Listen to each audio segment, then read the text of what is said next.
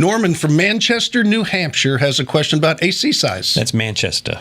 Okay, sorry. Manchester, New Hampshire. I used to work there a long time ago. I was born in Exeter, so I know it well. So there you go. You're still down country. You weren't north of the notch. That's All true. right. Anyway, he has a 4-ton AC and a 100,000 BTU gas furnace in his house. Okay. Norman writes, both need to be replaced, but he wants to know, should I opt for a 5-ton 14-SEER AC with 100K BTU furnace, as I think the 4-ton the builder put in 14 years ago is a little undersized? He wants your thoughts. Sure.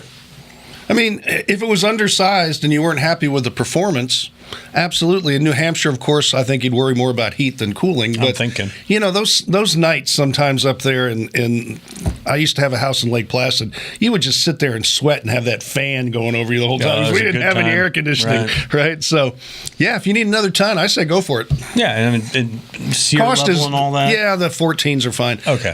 But the fact of the matter is that it's not that much more expensive just to upsize a little bit. But if you're not getting the results, then get a little more capacity. You can always open the windows up there, too. Yeah, it doesn't work that well. For some reason, it sounds good until you're sweating. Worked when I grew up there. Well, we didn't have a choice.